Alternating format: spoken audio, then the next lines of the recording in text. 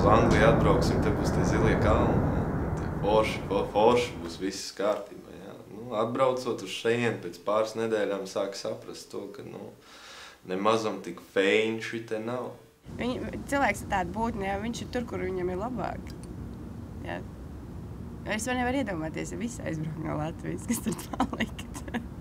Kā bija tas jociņš draugos, vai kur pēdējais, kas izlidos, izslēdziet gaismu lidostā.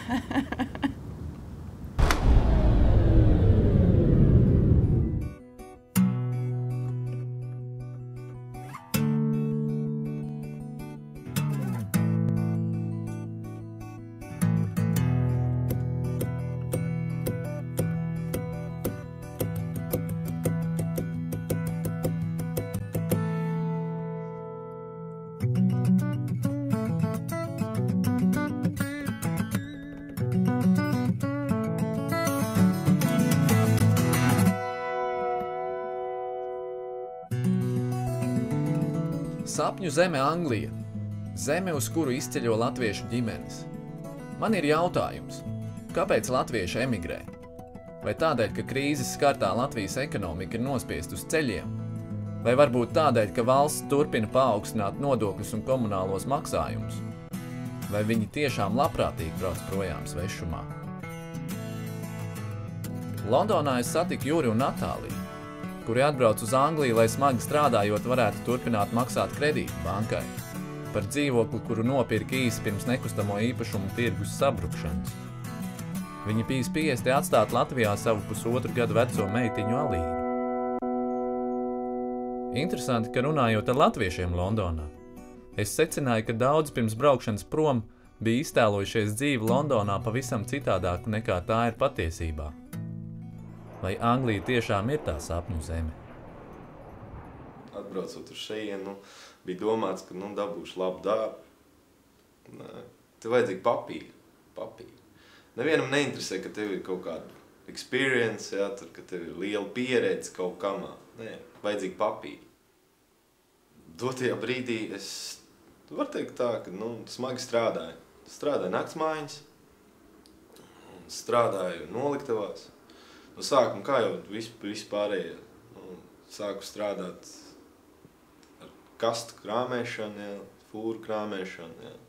Un tagad bišķiņ vieglāk ir, es esmu nolicis, teiksim, latviski traktoru kursus. Bet vienalga tās naktis ir grūtas, garas stundas, pa 11 stundām strādā katru nakti. Dažreiz tā, ka diena sajiet kopā ar nakti, tu nezini, kas ir pa nedēļas dienu. Visu aizmirst. Ļoti grūti strādāt. Nav tā sapņu zeme. Gribās atpakaļ uz mājām. Kredīts varbūt nebūtu tas vienīgais lēmums, kā būtu jāpamet Latviju, bet, ja tev darba nav un tev kaut kādā veidā jādzīvo, un tomēr tev ir bērns, tev ir ģimene un ir jādzīvo, un ja tev nav iztiks līdzekļi, par kuriem to īstenot savus mērķus un iedomus Latvijā, tad, sorry. Jābrauc kaut kur citur, kur ir labāk. Jā, man liekas, tā lielākā problēma Latvijā ir, ka daudzi kļuvuši ļoti lieli pesimisti. Un es varbūt esmu tādā ziņā vāja, ka es vienkārši no vienas aizbraucu prom. Es padomāju, nafigā man ir tur jācīnās, es labāk atbraucu tur, kur ir labāk. Jā, tā varētu būt, jā. Bet, tomēr es neuzskatu sev pa gļēvuli, kas es pametu uz Latviju.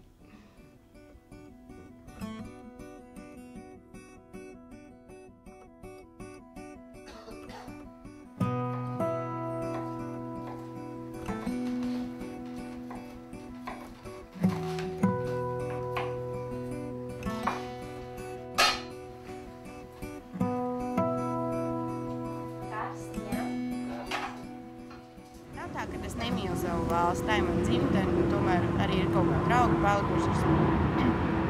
Arī radinieki un vecmāmiņas un tētis, bet es vairs neesmu patriots. Es nevaru tā ar lepnumu teikt, jā, es esmu no Latvijas. Vairs tā nav.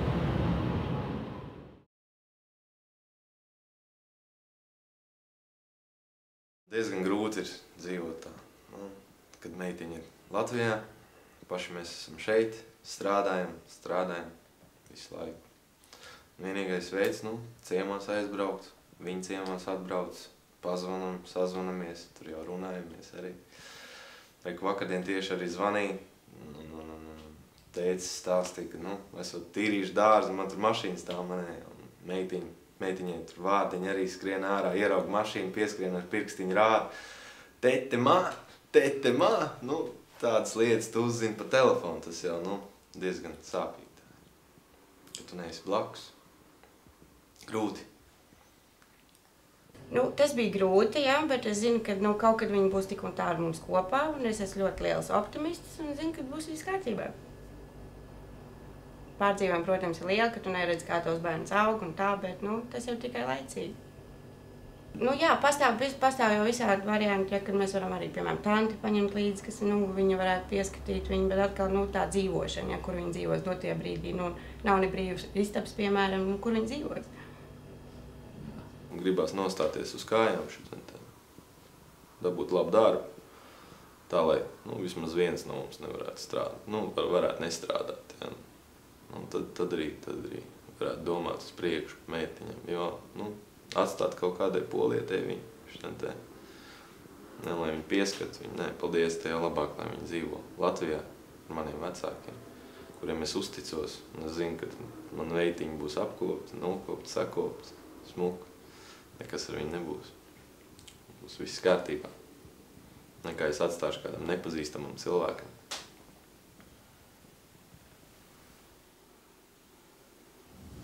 Tā kā es pēc Latvijas ļoti neskums, es uz turieni neraujos baigi. Jā. Vienīgais, kas man tur piesaistās, ir mans bērns. Un no brīža, kā mēs šeit atlidojām, neatbraucām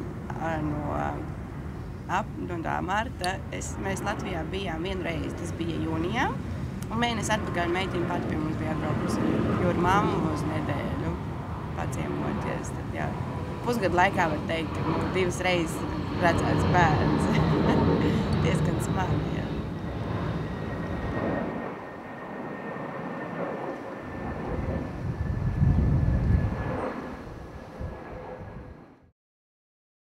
Tas ir neiespējami grūti dzīvot bez savas otras, bez savējās dvēselītes, jā, kur, tu ieraugot, tu vienkārši,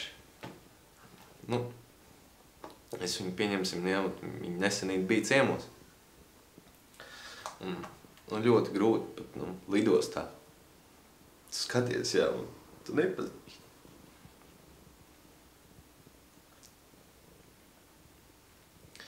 Bērniņš tev pazīst, ja mamma teica, bet, tas bērniņš nav izaudzis kopā ar tevi.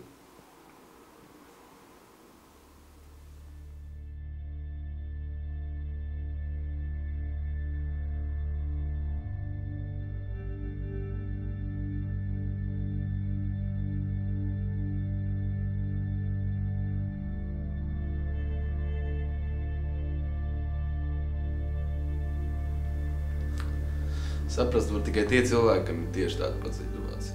Tādi cilvēki te ir daudz.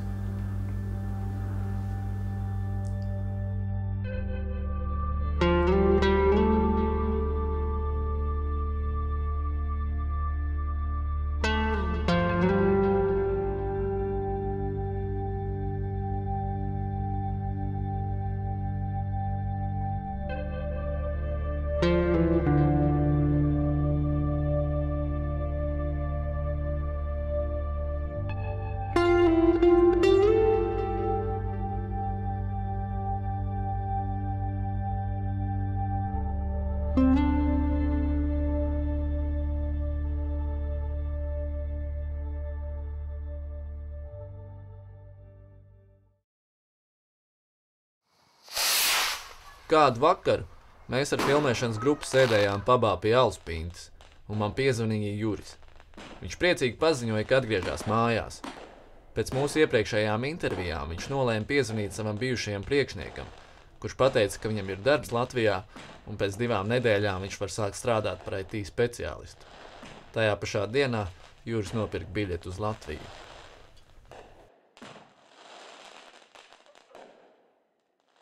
Es esmu priecīgs. Es esmu ļoti laimīgs. To var redzēt pēc manas sejas.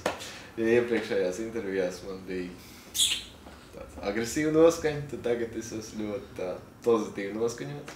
tāpēc, ka es atgriežos mājās.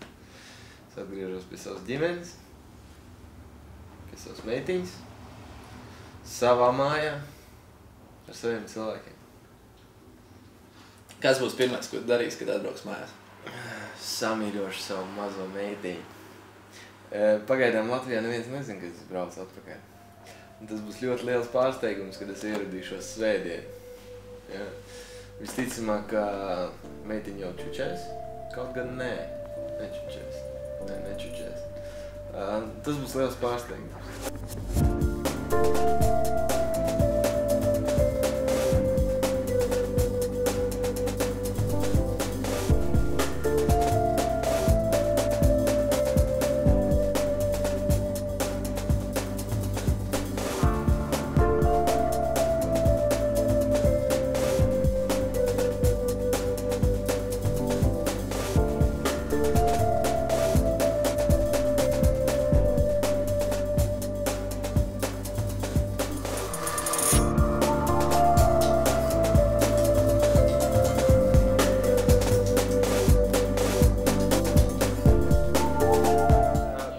Maniem draugiem, ja es tagad braucu uz Latviju atpakaļ, ja, es svētdien braucu lidoju atpakaļ uz Latviju, man sagaida mans labākais draugs, ja, un vakardien es uzzināju jaunumus, ka mans labākais draugs, kurš mani sagaida, pirmdien lido uz Angliju.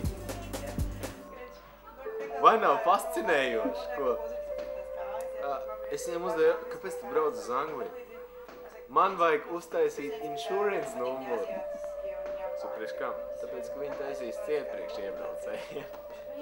Katram gadījumam. Mēs esam latvieši, mēs domājam uz priekšu.